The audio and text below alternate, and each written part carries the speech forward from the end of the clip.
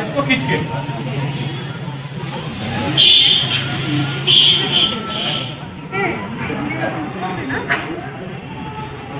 और थोड़ा सा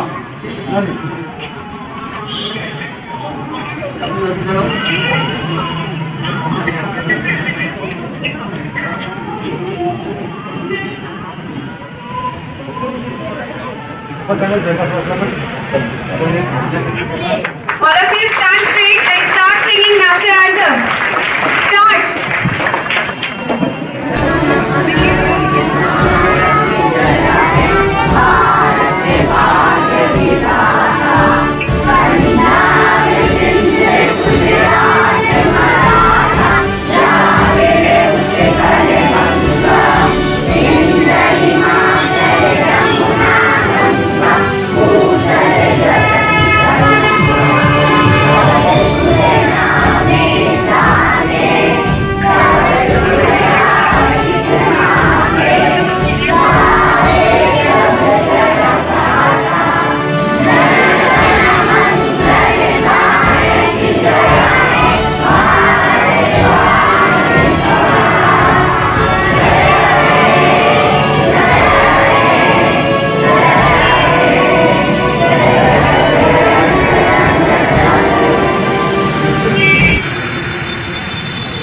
Thank you all. Vande Mataram. Vande Mataram. Vande Mataram. Bharat माता की जय. भारत माता की जय. भारत माता की जय. भारत माता की जय.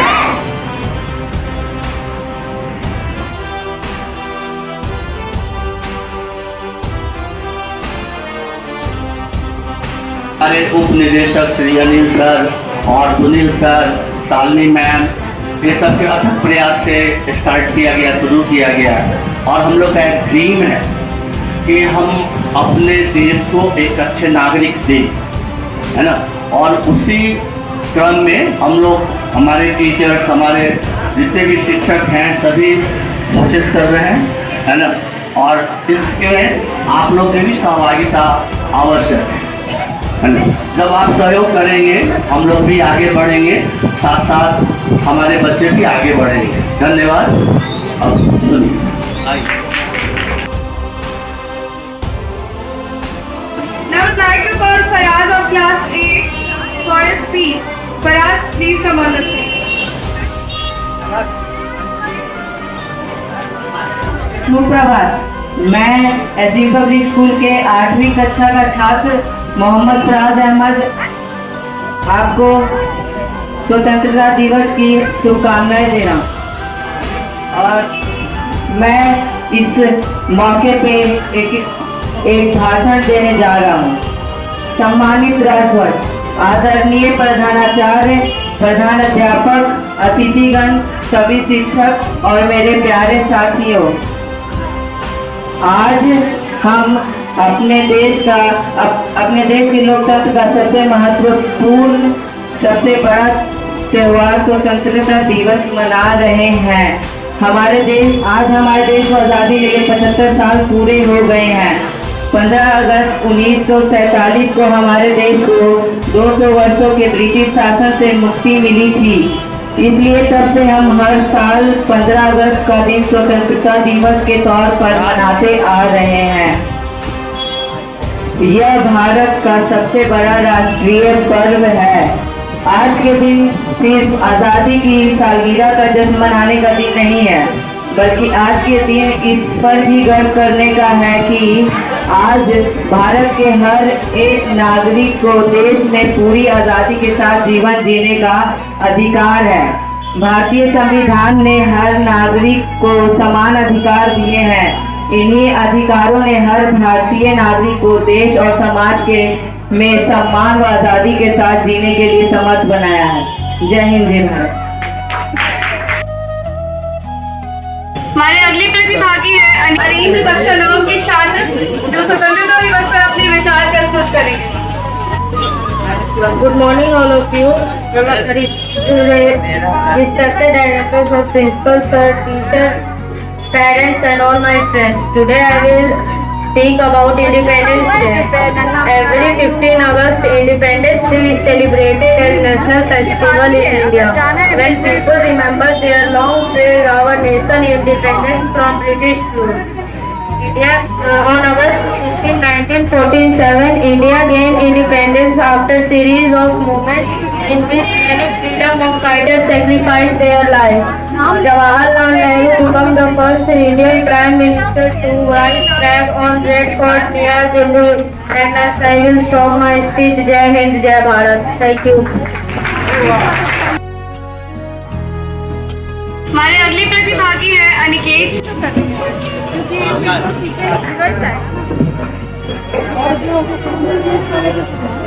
सम्मानित राष्ट्र ध्वज, आदरणीय प्रधानाचार्य, शिक्षकगण, अतिथिगण एवं मेरे प्रिय दोस्तों, आज मैं 15 अगस्त के शुभ अवसर पर अपने भाव प्रदर्शित कर रहा हूँ। 15 अगस्त 1947 वह दिन है जब हमारा देश अंग्रेजों की 200 साल की गुलामी से आजाद हुआ। हमारे देश को आजाद करने के पीछे का कारण कई सेनानी और भारतीय क्रांतिकारियों का बलिदान। अंग्रेजी हुकूमत के खिलाफ बगावत तब हुई थी जब भारतीय क्रांतिकारी मंगल पांडे द्वारा अंग्रेजी अफसर को गोली मार दी गई। तभी से शुरू था अंग्रेजों के खिलाफ स्वतंत्रता का संग्राम। अंग्रेजों के खिलाफ हमारे देश भारत में चारों ओर क्रांति फैलने लगी। सुभाष चंद्र बोस, सरदार वल्लभ भाई पटेल, भगत सिंह, मंगल पांडे, रानी लक्ष्मी आदि ने अपने जान को देश के प्रति न्यौछावर कर हमारे देश को आजाद करवाया था। जय हिंद, जय Bharat.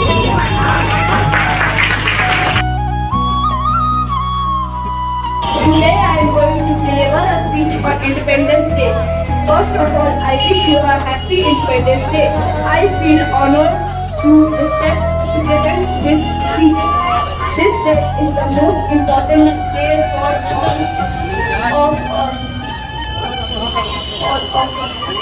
because on this day in 1947 we got independence from the British rule. Friends, our great freedom fighters like Mahatma Gandhi, Pandit Nehru, Lokomotiv Tilak, Lala Lajpat Rai, Bhagat Singh, Subhash Chandra Bose, Rani Lakshmi Bai, and Khudiram Bose. Many others devoted their entire lives for the independence of our country. Today we are fortunate that we are born in an independent country and we have our own fundamental rights. Our freedom is priceless and our brave soldiers fight continuously on borders to protect our country. Friends, we know that no nation is perfect. It needs to be made perfect. Thank you. Thank you. It is indeed a matter of great pleasure that we are entering 76th independence year of our country. And I am extremely elated to have got to this opportunity of speaking my heart out on this great occasion. August 15 is a day we Indians should feel proud of because it was after long years of struggle and sacrifice of our forefathers that our motherland could finally emerge as a sovereign nation. We should never forget the sacrifices of our forefathers, but value and cherish it because taking our freedom for granted. Our country has always been a land of immense wealth and which wise earned the title of Golden Bird. The Britishers not directly invaded India, but secretly integrated the trading with us and their shrewd strategy began of occupying different regions of our country. The policy that they resorted in order to bring the unity of our country was divide and rule. We all know that our country is a land of great diversity and the Britishers took advantage of it. They divided us on various grounds such as in the name of religion, reason, caste and creed. And the Indians could not make out their defective behavior and lost our very prized possession. It was only when their associates became executing that some great Indian revolutionaries such as Subhash Chandra Bose, Lala Lajpat Rai, Lakshmi Bai and some other leaders. One important thing that they did was to expose the shrewd strategies of the Britishers After a lot of struggle, they would galvanize the force and come up with troops to achieve again them in order to achieve independence. They even happily sacrificed their lives for their motherland. Throughout the entire period, our country witnessed several hardships. However, after winning back the freedom, there was no looking back. Our country began making a progress in different fields of science, technology, agriculture, and industrialization. So let's take a place to make our country proud with our fine deeds and never lay back the sacrifice of our forefathers. Thank you, and let's hear it from everyone. हमारा भारत महान, जय हिंद, जय Bharat. Thank you.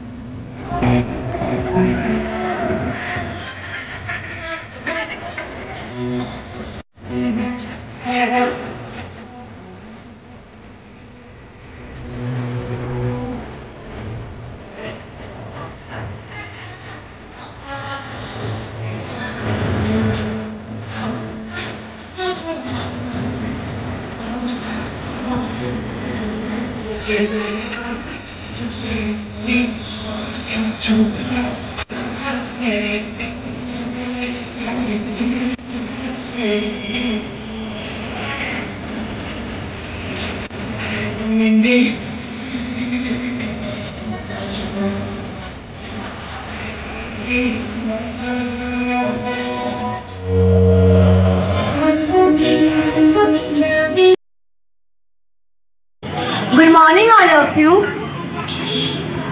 We are going to sing a song, Teri Mitti. तलवारों पे सरे वार दिए अंगारों में जिस्म जलाया है तब जाके कहीं हमने सर पे ये केसरी रंग सजाया है। ऐ मेरी ज़मीं अफसोस नहीं जो तेरे लिए सा दर्द सहे, महफूज रहे तेरी आन सदा चाहे जान मेरी ये रहे न रहे। ऐ मेरी ज़मीं महबूब मेरी नस नस में तेरा इश्क बहे, फीका ना पड़े कभी रंग तेरा जिस्मों से निकल के खून बहे। तेरी मिट्टी में मिल जावा गुल बन के खिल जावा इतनी सी है दिल की आरज़ू।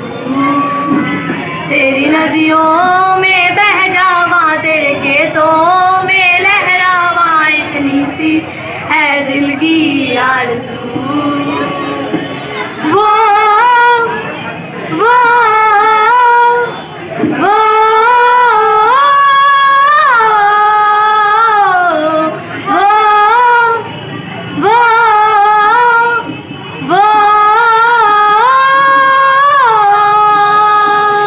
सरसों से भरे खलियान मेरे जहाँ झूम के भंगड़ा पा न सका, आबाद रहे वो गाँव मेरा जहाँ लौट के वापस जा न सका।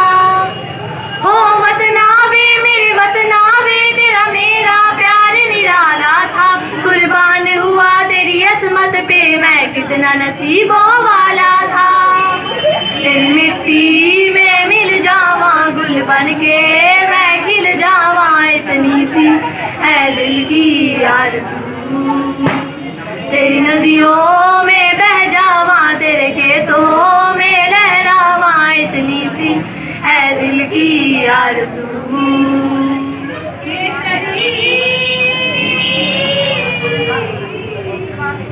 ओ हीर मेरी तू हंसती रहे तेरी आंख घड़ी भर नम ना हो, मैं मरता था जिस मुखड़े पे कभी उसका उजाला कम ना हो। ओ माई मेरी क्या फिक्र तुझे क्यों आंख से दरिया बहता है, तू कहती थी तेरा चांद हूँ मैं और चांद हमेशा रहता है। तेरी मिट्टी में मिल जावा गुल बन के मैं खिल जावा इतनी सी है दिल की आरज़ू। तेरी नदियों फासलों में लहरावा, इतनी सी है दिल की आरज़ू।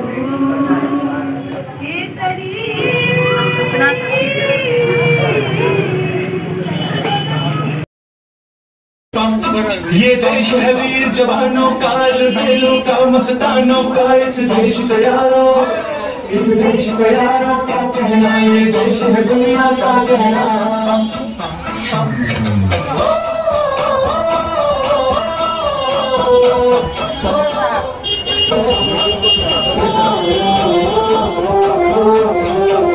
मेरा जूता है जापानी, ये हिंदुस्तानी से रूसी दिल है हिंदुस्तान। मेरा जूता है जापानी, ये हिंदुस्तानी से रूसी दिल है हिंदुस्तान।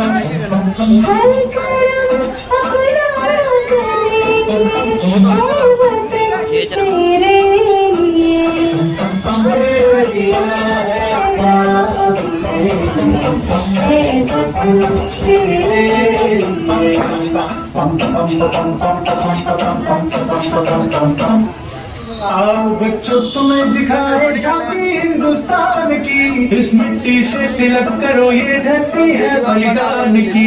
वंदे मातरम, वंदे मातरम, वंदे मातरम, वंदे मातरम।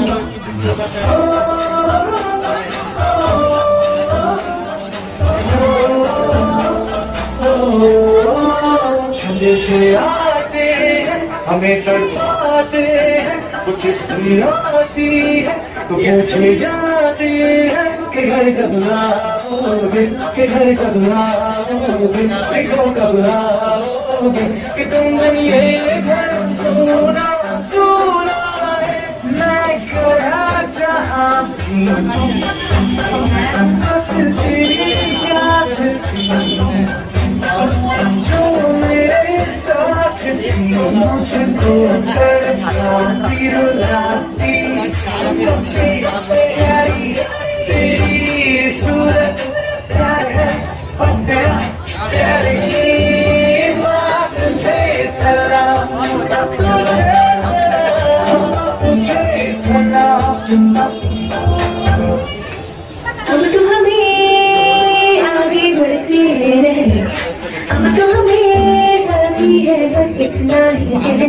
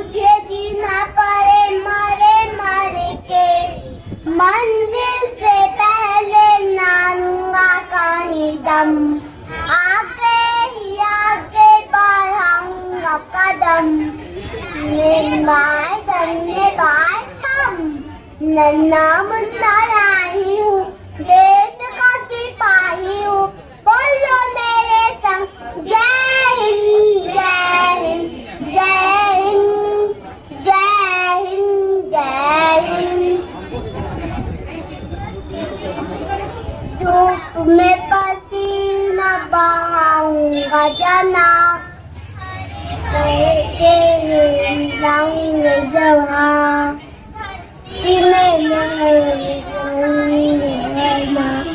आगे ही आगे बढ़ाऊंगा कदम, धन्यवाद हम।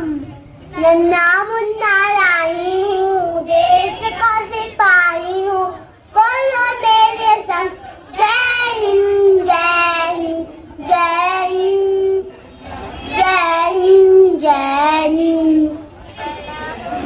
बड़ा होके देश का सहारा बनूंगा, दुनिया के लाखों का तारा बनूंगा,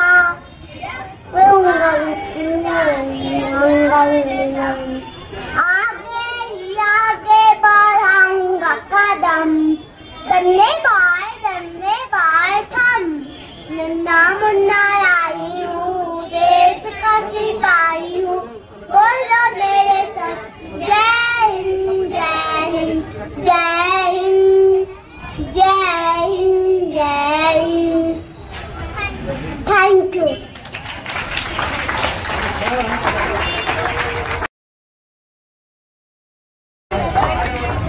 Swati and Dhruv, please come on the stage.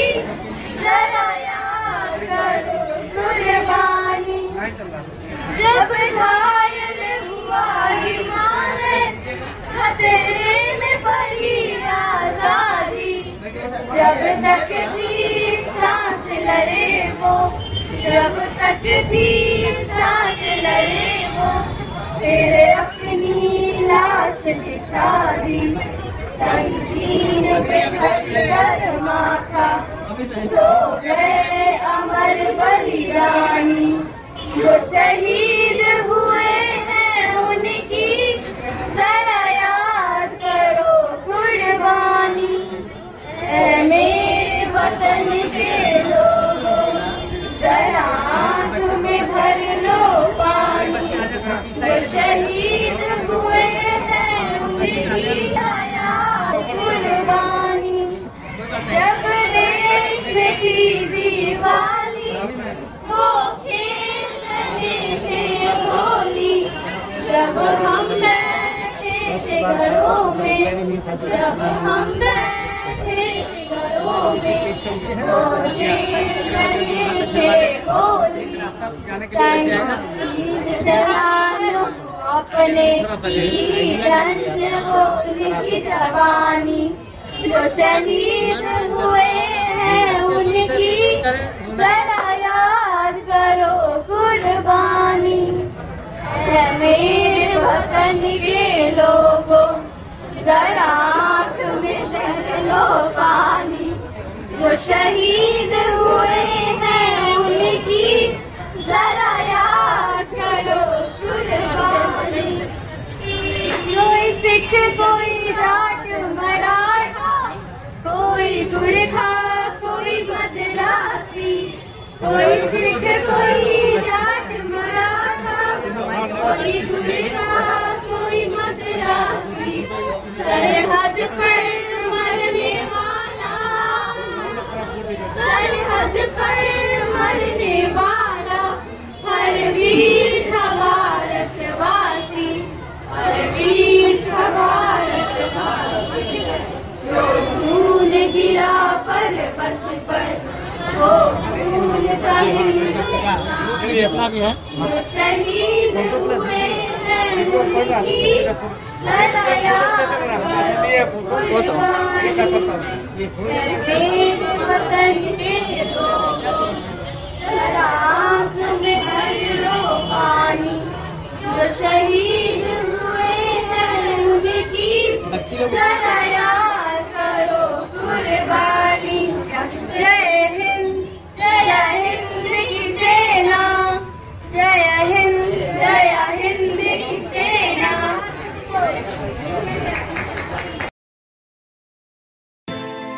15 अगस्त जिस दिन हमारे भारत देश को आज़ादी मिली, आज़ादी अंग्रेजों की गुलामी से, आज़ादी उन अत्याचारों से जो भारतीय किए जाते थे, आज़ादी उन पाबंदियों से जो डर, धर्म, जात, रंग, रूप के आधार पर लगाए जाते थे। ये आज़ादी बस हमें यूं ही नहीं मिल गई। इस आज़ादी के लिए कई देशभक्तों ने अपना जीवन कुर्बान किया। कई देशभक्तों के कई पूर्ण जीवन के संघर्ष से हमें ये आज़ादी मिली है। इस आज़ादी पाने का हर किसी का अपना अलग तरीका था। कुछ लोग हिंसा से आज़ादी पाने चाहते थे, कुछ लोग अहिंसा से। जैसे महात्मा गांधी जी, जिन्हें 5 बार नोबेल पुरस्कार के लिए नॉमिनेटेड किया गया था। जैसे सुभाष चंद्र बोस, जिनका नारा भी था, तुम मुझे खून दो मैं तुम्हें आज़ादी दूंगा। ऐसे ही कई देशभक्त भारत की आज़ादी के लिए संघर्ष किए। भारत को आज़ादी दिलाने में कुछ प्रमुख जिन व्यक्तियों का जो योगदान रहा है, मैं उनके बारे में आज बताने जा रहा हूँ। प्रथम सुभाष चंद्र बोस, 1897 23 जनवरी को जन्मे सुभाष चंद्र बोस, जिन्हें हम लोग नेताजी सुभाष चंद्र बोस के नाम से भी जानते हैं। सुभाष चंद्र बोस में बचपन से ही नेतृत्व करने की गजब की क्षमता थी। सुभाष चंद्र बोस लंदन जाके ICS इंडियन सिविल सर्विस की तैयारी भी करते हैं और 4 साल की पढ़ाई को वो 7 महीने में खत्म करके चौथे स्थान पर आकर IAS बनते हैं। लेकिन फिर उन्होंने सोचा कि जो अंग्रेज हमारे देश पे अत्याचार कर रहे हैं, मैं उन्हीं के साथ मिलकर अपने देश पे अत्याचार करूं, और उन्होंने IAS की नौकरी छोड़ दी। यह बात पूरे भारत में फैल गई। लोग देखने के लिए जब सुभाष चंद्र बोस पानी के जहाज से भारत आए तो हजारों की भीड़ लग गई है देखने के लिए कि कौन है वह इंसान जो मंगलों के बिस्तर को छोड़ के कांटे भरे रास्तों पे चलने आया है। सुभाष चंद्र बोस भारत में ही आज़ादी दिलाने के लिए नहीं, भारत से बाहर भी आज़ादी दिलाने के लिए गए। सुभाष चंद्र बोस बहुत मुश्किलों से जर्मनी पहुंचे। समय आया था जब दूसरा विश्व युद्ध चल रहा था। दूसरा विश्व युद्ध में 2 ताकतें लड़ रही थी, एक एलाइड और दूसरी एक्सिस। ब्रिटिश एक्सिस पावर की तरफ से लड़ा करती। तो सुभाष चंद्र बोस ने सोचा कि मैं अगर एलाइड पावर की सहायता दूं तो मैं ब्रिटिश को यहाँ से भगा सकता हूँ। तो सुभाष चंद्र बोस जर्मनी गए जो एलाइड पावर में आती थी। और सुभाष चंद्र बोस जर्मनी हिटलर से मिलने गए। बहुत मुश्किलों के बाद उन्हें हिटलर से मिलने का मौका मिला। हिटलर से जब मिलने के लिए मौका मिला तो हिटलर के लोगों ने उन्हें ड्राइंग रूम में बैठा दिया और एक आदमी मतलब हिटलर आया और उसने सुभाष चंद्र बोस से कहा, हेलो मैं हिटलर हूँ, बताइए आपको क्या काम है। सुभाष चंद्र बोस उठे और बोले, मैं सुभाष चंद्र बोस हूँ, भारत से आया हूँ, मुझे आपसे नहीं हिटलर से मिलना है। उस आदमी ने कहा कि मैं ही हिटलर हूँ, मुझे आपसे मिलना है। लेकिन सुभाष चंद्र बोस फिर बोले कि नहीं, मुझे आपसे नहीं हिटलर से मिलना है। हिटलर समझाते रहे लेकिन सुभाष चंद्र बोस नहीं माने। हिटलर लौट गए। फिर दोबारा एक आदमी आया। सुभाष चंद्र बोस फिर उठे और बोले कि मैं सुभाष चंद्र बोस भारत से आया हूँ, मुझे आपसे नहीं हिटलर से मिलना है। तो उस हिटलर ने कहा कि मैं ही हिटलर हूँ, क्या कहिए। सुभाष चंद्र बोस फिर भी नहीं माने। फिर तीसरा आदमी आया, आके हाथ उठाया, हेलो, कहा मैं हिटलर हूँ, आपसे मिलना है, आपको क्या काम है। तो सुभाष चंद्र बोस फिर उठकर बोले, मुझे आपसे नहीं हिटलर से मिलना। ऐसे ही कई लोग आते गए। जब ये बात हिटलर को पता चली, असल में हिटलर ने अपने धैर्य कुछ बना रखे थे, उसे अपनी जान का खतरा रहता है। तो फिर उसके बाद असल में हिटलर कूद गया और जाकर दूर से ऐसे हाथ बांध कर खड़ा हो गया और पूछा कि ये कौन है। और दूर से ही कहा, वो बोलो क्या काम है, क्यों आए हो यहाँ। तब सुभाष चंद्र बोस खुद उठकर बोले, नमस्कार, मैं सुभाष चंद्र बोस हूँ, मैं आपसे भारत की स्वतंत्रता के लिए सहायता मांग रहा हूँ। हिटलर हैरान हो गया कि कैसे तुमने मुझे पहचान लिया, बाकी सारी बात छोड़ो, पहले तुम मुझे बताओ कि तुमने मुझे पहचाना कैसे। तो सुभाष चंद्र बोस ने कहा कि हिटलर का स्वभाव थोड़ा गर्वात्मक है। एक ऐसा इंसान जो किसी स्वतंत्र देश से अपने देश की सहायता के लिए आया है, तो हिटलर का स्वभाव थोड़ा गर्वात्मक होना चाहिए था, लेकिन वह खुद आके हाथ बढ़ा देते थे कि हेलो। इसी से मैं समझ गया कि यह हिटलर नहीं है। हिटलर सुभाष चंद्र बोस की बुद्धि से बहुत प्रभावित हुआ। हिटलर ने सुभाष चंद्र बोस की कई मदद की। हिटलर ने जो 4000 सैनिक ब्रिटिशर से अपने कब्जे में लिए हुए थे, उसने सुभाष चंद्र बोस को सौंप दिए। फिर सुभाष चंद्र बोस ने हिटलर को बताया कि मैं भारत को कैसे स्वतंत्र कराना चाहता हूँ। तो हिटलर ने कहा कि देखिए, भारत जर्मनी से बहुत दूर है, मैं आपको जापान भिजवाता हूँ, जापान भी हमारे ही साथ है, वो आपकी मदद करेंगे। हिटलर ने अपने व्यक्तिगत पनडुब्बी से सुभाष चंद्र बोस को सुमात्रा द्वीप पे भेजा, जो उस समय जापान के कब्जे में था। आज वो इंडोनेशिया का हिस्सा है। सुमात्रा द्वीप से वो फ्लाइट लेकर जापान पहुंचे और जापान पहुंच के वहाँ के प्रधानमंत्री से बोले, सुभाष चंद्र बोस जापान के प्रधानमंत्री से बोले कि हाँ, एशिया तो एशियाई लोग का होना चाहिए, यहाँ पे बाहर के लोग कहाँ से आ गए। जापान के प्रधानमंत्री को उनकी बात बहुत अच्छी लगी, दिल तक कह गई। फिर उन्होंने कहा कि आपके यहाँ भी भगवान बुद्ध है, हमारे यहाँ भी भगवान बुद्ध पूजनीय है। सुभाष चंद्र बोस ने ऐसी ही बातें करके जापान के प्रधानमंत्री को भी प्रभावित कर दिया और जापान के प्रधानमंत्री ने संसद में जाके ऐलान कर दिया कि मैं भारत को स्वतंत्रता दिलाने के लिए का पूरा सहयोग करूंगा। उस समय सिंगापुर और जापान में भी एक युद्ध चल रहा था और सिंगापुर ब्रिटिशर्स के कब्जे में था। फिर इसके बाद सुभाष चंद्र बोस ने कहा कि आप जब सिंगापुर में हमला करें तो उस बम के साथ उस पर्चे में भी ये लिख कर फेंकिए कि तुम भारतीय कब तक अंग्रेजों के गुलाम बन के रहोगे। और ब्रिटिश की आर्मी में सिंगापुर में 45,000 भारतीय ही थे। इससे विद्रोह छिड़ गया। फिर उसके बाद सिंगापुर पे जापान ने कब्जा कर लिया और उसमें से 45,000 सैनिक जो भारत के थे वो सुभाष चंद्र बोस को सौंप दिए गए और यहाँ से तैयार हुए आजाद हिंद फौज। फिर इसके बाद सुभाष चंद्र बोस ने मणिपुर में जाकर पहली बार तिरंगा लहराया। फिर उनके ही कई प्रयासों के बाद फिर सरदार वल्लभ भाई पटेल आदि कई महान देशभक्तों के प्रयास से भारत आजाद हुआ। जय हिंद, जय भारत।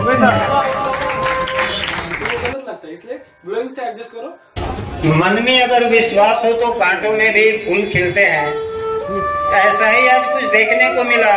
भगवान भी काफी हमारी मदद कर रहे थे, उसके बावजूद हम लोग अपनी इच्छाओं का दमन नहीं करते हुए जो हमारा कार्यक्रम था उसको सफल करने का प्रयास किया।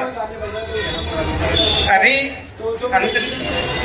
सबसे पहले डायरेक्टर सर को बहुत बहुत धन्यवाद, जिन्होंने अपना कीमती समय निकालकर हमारे इस फंक्शन में आने में आए और झंडोत्तोलन में हम लोगों का साथ दिया। साथ ही साथ हमारे प्रधानाचार्य जी, जिनके संरक्षण में यह सारा कार्यक्रम तैयार हुआ और उन्हीं के प्रयास से यह कार्यक्रम सफल होने को है।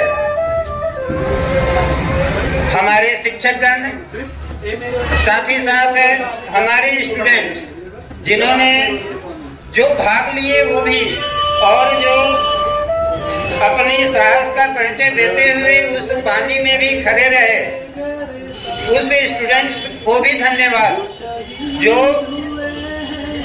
इस कार्यक्रम को सफल बनाने में हम लोगों के साथ खड़े रहे। साथ ही साथ जो हमारे पेरेंट्स आए उन्हें भी बहुत बहुत धन्यवाद।